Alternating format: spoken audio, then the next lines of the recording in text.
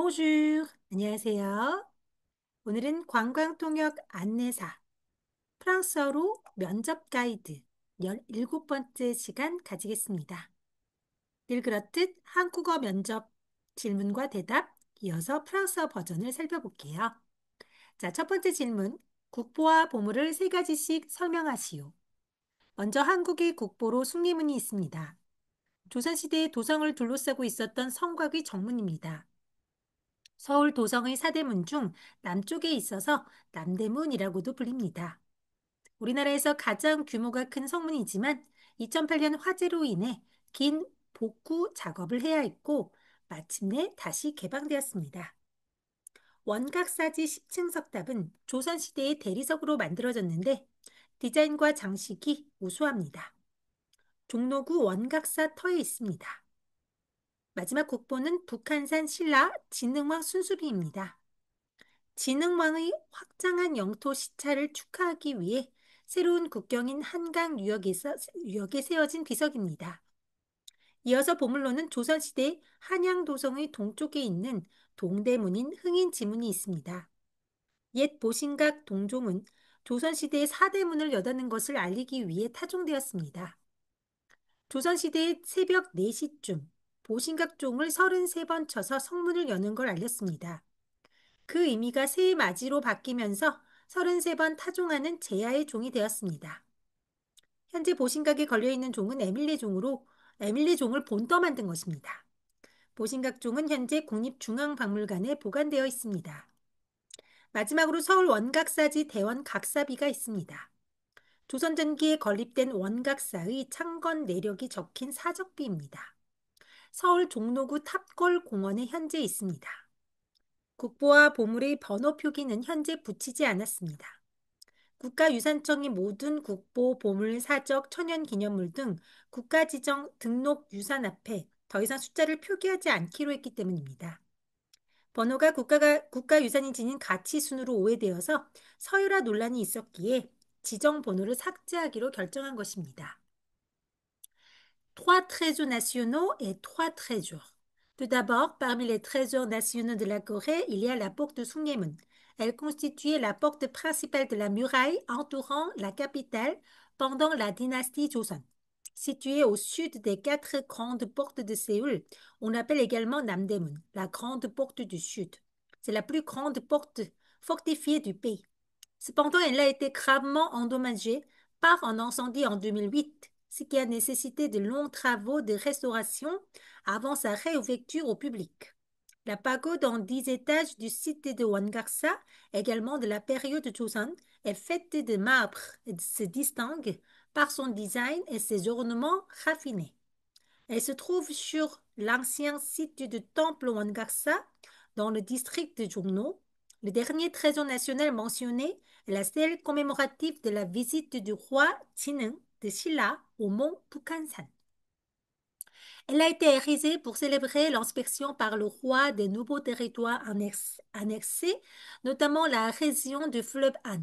Parmi les trésors bien culturels importants, on trouve la porte de Hugin-jimun ou Dongdaemun, située à l'est de l'enceinte fortifiée de Hanyang, l'ancien nom de Séoul, durant la dynastie Joseon.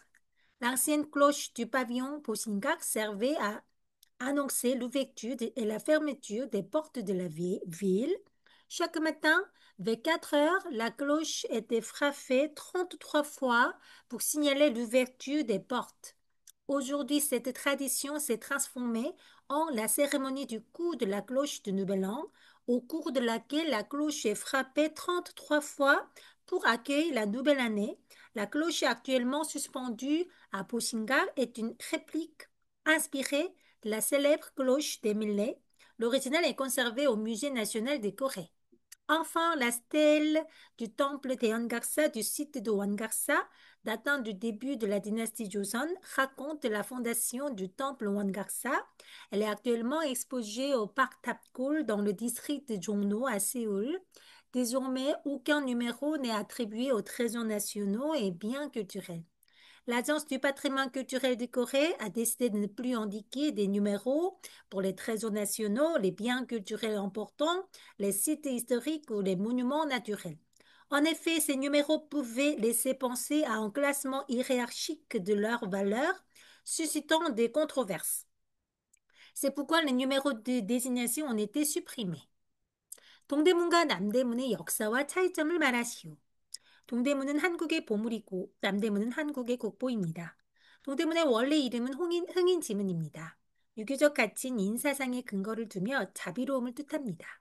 태조에 의해 처음 축조되었고 한양을 둘러싼 벽에 있는 동쪽의 주요 대문 역할을 했습니다. 오늘날 동대문 주변의 시장과 쇼핑몰, 지하상가들이 많이 모여 있는 서울의 대표적인 상권을 이룹니다. 남대문의 원래 이름은 숭례문입니다. 유교 가치관 예를 근거로 하며 예의범절을 가리킵니다. 태조시대에 축조되어서 세종시대에 다시 지어졌습니다. 서울에서 가장 오래된 목조 건물이었으나 화재가 발생하여 2013년에 복구되었습니다. 현재는 단청과 지붕 기아를 중심으로 다시 복원 중에 있습니다. 남대문 시장은 한국의 대표적인 전통시장입니다. 관광객들은 다양한 물건들을 저렴한 가격에 살 수 있습니다. 동대문 et 남대문. La porte de Dongdaemun, classée parmi les trésors culturels de la Corée, a pour nom d'origine Hungin-jimun. Son appellation repose sur la valeur confucéenne de l'humanité yin, qui symbolise la bienveillance et la compassion.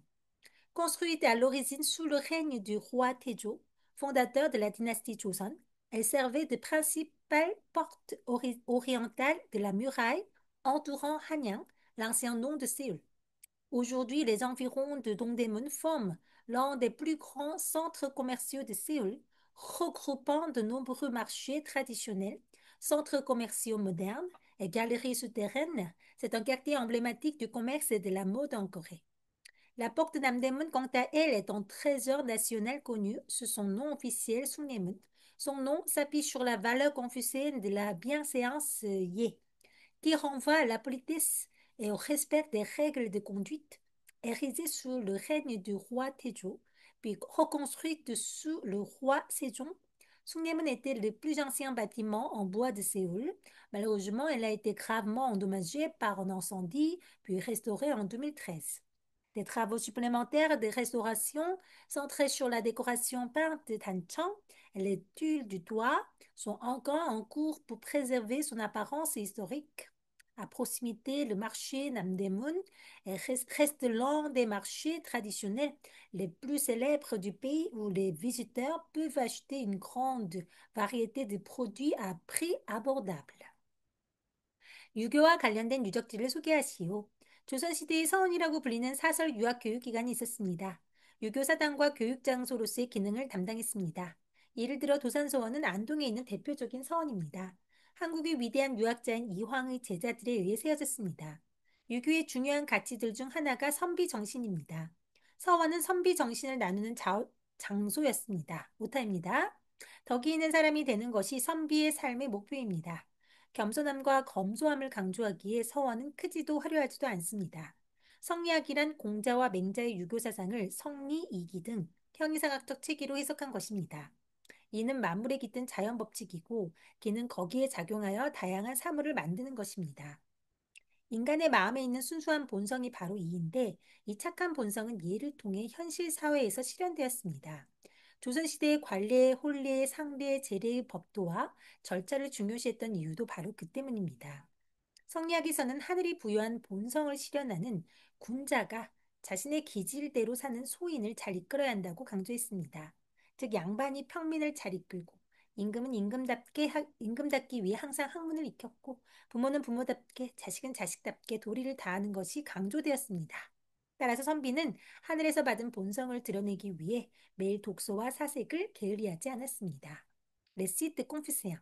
Pendant la dynastie Joseon, il existait des institutions privées d'enseignement confucéen appelées Sawon. Ces établissements servaient à la fois de sanctuaires dédiés aux érudits confucéens et de centres d'éducation. Parmi les plus célèbres figures, le Sawon de Dosan, situé à Andong, fondé par les disciples du grand érudit coréen Yi Hwang, également connu sous le nom de Taegye. L'un des idéaux centraux du confucianisme coréen était l'esprit du lettré Sonbi Jongshin, qui prônait la vertu, l'intégrité morale et la modestie. Ainsi, les Sawan n'étaient ni grands ni somptueux, car ils reflétaient la simplicité et la sobriété, valeurs essentielles pour ceux qui cherchaient à devenir des personnes vertueuses et éclairées. Le néo-confucianisme Songnihak interprétait les enseignements de Confucius et de Mencius à travers un système métaphysique fondé sur les concepts de li, le principe et qui, la matière ou l'énergie vitale. Le li représente les lois naturelles qui imprègnent toute chose, tandis que le qui en est la manifestation concrète. La pure nature morale présente dans le cœur humain est le li. Et cette bonté fondamentale devait s'exprimer dans la société par la pratique des rites liés. C'est pour cette raison que sous Joseon, on accordait une grande importance à la propriété rituelle dans les quatre grandes cérémonies de la vie, le passage à l'âge adulte, le mariage, les funérailles et le culte ancestral. Selon la, les sites confucéens, selon la pensée Selon la pensée néo-confucéenne, Utamnida, l'homme noble, le Gunja, celui qui réalise la nature morale donnée par le ciel, devait guider le soin, Soin, l'homme ordinaire qui vit selon ses désirs. Ainsi, dans la société Joseon, il revenait au lettré Yangban de guider le peuple. Le roi devait constamment s'instruire pour se montrer digne de sa charge. Et chaque membre de la famille, parents et enfants, devait accomplir les devoirs correspondant à son rôle. Le véritable lettré confucéen s'efforçait donc chaque jour de manifester la nature morale que le ciel lui avait donnée, en s'adonnant sans relâche à la lecture et à la réflexion. 한강에 대해 설명하시오. 영국 런던의 템스강, 프랑스 파리에 센강이 있다면 서울에는 한강이 있습니다. 한강은 압록강, 두만강, 낙동강에 이어 한반도에서 네 번째로 긴 강입니다. 한강의 길이는 514km이며 평균 폭은 1.2km입니다. 큰 물줄기를 뜻하는 우리말 한가람에서 유래되었습니다. 한강이 서울을 관통하기 때문에 옛날에는 강을 건너기 위해 나루들이 존재했습니다.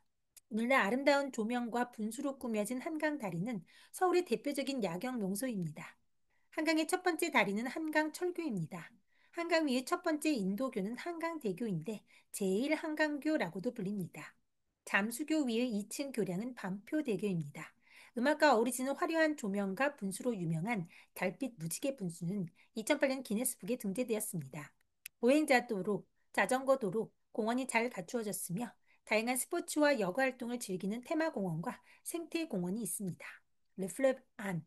À Londres, il y a la Tamise et à Paris, la Seine. De même à Séoul, coule le fleuve Han. Le Han est le quatrième plus long fleuve de la péninsule coréenne, après l'Amnokan, le Tumangang et le Nakdongang. Il mesure 514 km de long à une largeur moyenne d'environ 1,2 km. Son nom vient du mot coréen ancien Hangaram, qui signifie grand cours d'eau. Comme le fleuve traverse Séoul, il existait autrefois de nombreux quais pour le franchir. Aujourd'hui, le Han est traversé par de nombreux ponts modernes qui font partie des paysages nocturnes emblématiques de la capitale, illuminés par des jeux de lumière et des fontaines spectaculaires. Le premier pont ferroviaire construit sur le Han était le pont ferroviaire du fleuve Han. Quant au premier pont routier pour piétons et véhicules, il s'agit du pont Hangang, également appelé le premier pont du Han. Au-dessus du pont submersible Jamtugyo, on trouve le pont Pampo-daegyo, célèbre pour sa fontaine à grand ciel de la Lune. Cette fontaine qui combine jet d'eau, musique et lumière colorée a été inscrite au livre Guinness des records en 2008 comme la plus longue fontaine sur un pont au monde. Les rives du Han sont aujourd'hui aménagées en parcs, pistes cyclables et promenades piétonnes, offrant aux habitants et visiteurs des espaces pour pratiquer des sports, des activités de plein air et des loisirs en bord de l'eau. Ces parcs à thème et écoparcs constituent un lieu privilégié de détente au cœur de la métropole moderne de Séoul. 서울의 관광특구는 어디이며 관광특구의 설정 기준은 명동, 남대문, 북창, 이태원, 동대문, 패션타운, 종로, 잠실, 강남, 홍대 문화예술 등이 있습니다. 가남 아닙니다. 관광특구는 외국인 관광객들을 유치하기 위해 지정됩니다. 먼저 외국인 관광객의 수가 대통령령이 정하는 기준보다 많아야 합니다. 그리고 외국인 관광객의 수요를 충족시켜 줄 수 있는 관광 안내시설, 공공 편의시설과 숙박시설이 갖추어져 있어야 합니다. 그 지역은 관광활동과 관련 없는 토지의 비율이 제한되어 있어야 합니다. 마지막으로 이 세 가지 조건을 갖춘 지역이 서로 분리되어 있으면 안 됩니다. Les zones touristiques spéciales. On trouve à Séoul plusieurs zones touristiques spéciales telles que Myeongdong, Namdaemun, Bukchang, Itaewon, le quartier de la mode de Dongdaemun, Jongno, Jamsil, Gangnam et le quartier culturel et artistique de Hongdae. Ces zones ont été désignées comme zones touristiques spéciales afin d'attirer davantage de touristes étrangers et de stimuler le développement économique et culturel de la ville. Pour qu'une région soit officiellement reconnue comme zone touristique spéciale, plusieurs conditions précises doivent être remplies. Un nombre élevé de touristes étrangers, le nombre de visiteurs étrangers doit dépasser le seuil fixé par le décret présidentiel. Des infrastructures adaptées aux besoins des touristes étrangers. La zone doit disposer de centres d'information touristique, de services publics accessibles, ainsi que d'hébergements et d'installations d'accueil de qualité. Une utilisation du sol majoritairement liée à l'activité touristique, la proportion de terrains non liés aux activités touristiques doit être limitée afin de préserver la cohérence de la zone. Continuité géographique. Les secteurs remplissant ces conditions ne doivent pas être séparés ou dispersés, mais former une zone continue et cohérente.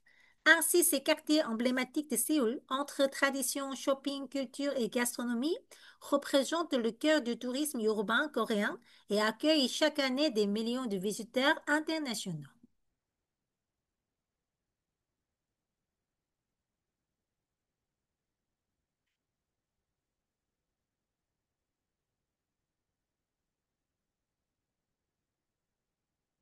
Let's go.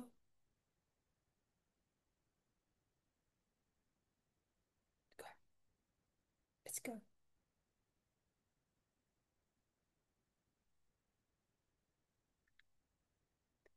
사대문을 나열해 보시오. 조선시대 도성을 둘러싸고 있는 벽에는 8개의 역사적인 문들이 있습니다. 그들은 사대문과 사소문입니다. 사대문은 북쪽의 숙정문, 동쪽의 흥인지문, 남쪽의 숭례문, 서쪽의 돈이문입니다. 인의예지라는 유교 사상의 가치들에 근거한 것입니다. 각각 자비로움과 정의, 예절과 지혜를 뜻합니다. 숭례문은 2008년에 화재로 피해를 입었고 2013년 복구되었습니다. 돈이문은 일제강점기 동안 허물어졌기 때문에 현재 존재하지 않습니다. 흥인지문에는 다른 사대문에 없는 반원형의 옹성이 있습니다. 보통 한양 성곽은 외적의 침입을 방지하기 위해 축조되었는데 이곳 흥인지문은 지형이 낮고 평탄하여 적을 방어하기에 부적절했습니다. 그래서 옹성을 만들어 성곽의 지리적인 약점을 보완하려고 했습니다. Les quatre grandes portes de Joseon, sous la dynastie Joseon, la capitale Hanyang, aujourd'hui Séoul, était entourée d'une muraille fortifiée comportant 8 portes historiques, connues sous le nom de Sademun, les 4 grandes portes, et de Sasomun, les 4 petites portes.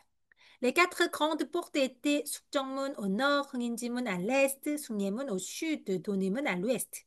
Leur concession s'inspirait des 4 vertus cardinales du confucianisme, In, la bienveillance, Yi, la droiture, Yi, la bienséance et Qi, la sagesse, symbolisant les principes moraux fondamentaux de la gouvernance et de la vie en société selon la pensée confucéenne. La porte Sungnemun située au sud a été gravement endommagée par un incendie en 2008, mais restaurée en 2013. La porte Donymun à l'ouest fut détruite pendant la période de l'occupation japonaise. Elle n'existe donc plus aujourd'hui. Quant à la porte Hunginjimun à l'est, elle se distingue des autres par la présence d'un ouvrage défensif, un demi-cercle appelé Onsang. Cette structure particulière avait une fonction stratégique. Le terrain autour de Hungimun étant plat et relativement bas, il offrait peu de protection naturelle contre d'éventuelles attaques ennemies. L'ajout de l'encens visait donc à renforcer la défense de cette partie vulnérable de la muraille, illustrant à la fois l'ingéniosité architecturale et la fonction militaire du système défensif de la capitale Chusan. 수원화성에 대해 이야기하시오. 수원화성은 동양성곽의 백미라고 불립니다. 조선의 정조왕은 심한 당쟁 때문에 사도세자인 아버지를 잃었습니다. 그는 아버지를 안타깝게 여겨 수원에 성곽을 짓고 아버지의 묘를 그곳으로 옮겼습니다. 기존의 수도인 한양은 당쟁의 중심이었습니다. 그래서 그는 수원에서 정치를 개혁하고 왕권을 강화하고자 했습니다. 수원화성에는 현대 건축 기술이 한국식 건축 양식에 통합되어 있습니다. 수원 화성의 설계자 정약용은 성을 튼튼하게 만들기 위해 돌과 벽돌 두 가지 다 사용할 것을 제안했습니다. 건축 재료 수레 성을 쌓는 방식이 과학적으로 계획되었습니다. 지휘대 전망탑, 총안 흉벽, 감시초소와 벙커를 포함하여 조선시대 성곽에서는 볼 수 없는 것들이 수원 화성에 있습니다. 수원 화성은 동양적인 웅장함과 서양적인 화려함과 실용성으로 그 우수성을 높이 평가받습니다. 1997년 유네스코 세계문화유산에 등재되었습니다. La forteresse de Hwaseong à Suwon. La forteresse de Hwaseong à Suwon est considérée comme l'un des chefs d'œuvre des fortifications orientales. Elle fut construite sous le règne du roi Cheongjo de la dynastie Joseon, un souverain éclairé qui cherchait à réformer la politique et à consolider le pouvoir royal. Le roi Cheongjo avait perdu son père, le prince héritier Sado, victime tragique des luttes de factions politiques. Profondément attristé, il fit transférer la tombe de son père à Suwon et ordonna la construction d'une nouvelle forteresse pour honorer sa mémoire et établir une base politique loin de la capitale Hanyang, Séoul, alors foyer des querelles partisanes. La forteresse de Suwon illustre la fusion harmonieuse entre les techniques modernes de construction et l'architecture traditionnelle coréenne.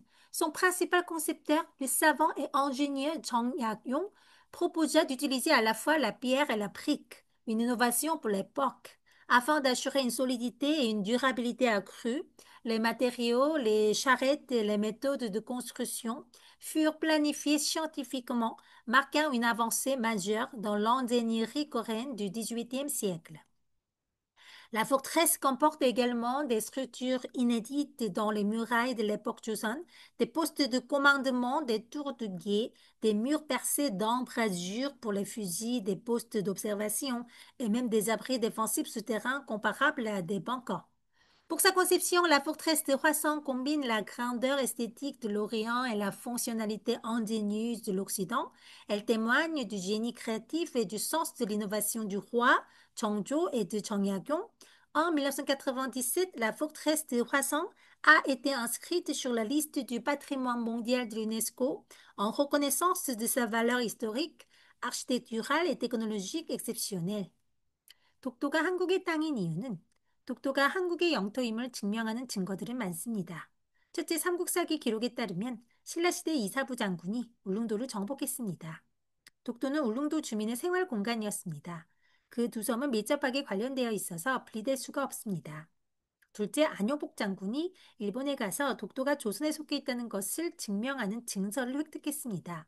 그 증서는 독도를 더 이상 침범하지 않겠다는 것을 나타냅니다. 셋째, 조선시대 세종실록 지리지는 울릉도와 독도가 조선의 영토임을 명시합니다. 넷째, 동국 여지 승남에서도 울릉도와 독도는 강원도 울진현에 소속된 섬으로 명시되어 있습니다. 일본인들이 발행한 많은 지도와 문서들에서조차 독도를 한국 영토로 표기합니다. Pourquoi Dokdo fait partie intégrante du territoire coréen? Il existe de nombreuses preuves historiques et géographiques confirmant que Dokdo fait partie intégrante du territoire coréen. Premièrement, selon le Samguk-sagi, chronique des trois royaumes, le général Isabu du royaume de Silla a conquis Ulungdo qui entretenait depuis longtemps des liens étroits avec Dokdo. Dokdo faisait partie de l'espace de vie naturel des habitants de Ulungdo et les deux îles sont historiquement, géographiquement et culturellement indissociables. Deuxièmement, durant la période Joseon, la capitaine Han Yong-bok se rendit au Japon et obtint un document officiel reconnaissant que Dokdo appartenait à la Corée. Ce document stipulait que le Japon ne devait plus violer ou revendiquer ce territoire. Troisièmement, le Sejong-Shillok Jiri, géographie des annales du roi Sejong, mentionne explicitement Ulungdo et Dokdo comme territoire de Joseon, attestant que les deux îles faisaient partie du système administratif coréen. Quatrièmement, le Dongguk Yeoji Seungnam, registre complet de la géographie de la Corée, compilé sous Joseon, confirme également que Ulungdo et Dokdo appartiennent à la préfecture d'Uljin, province de Gangwon.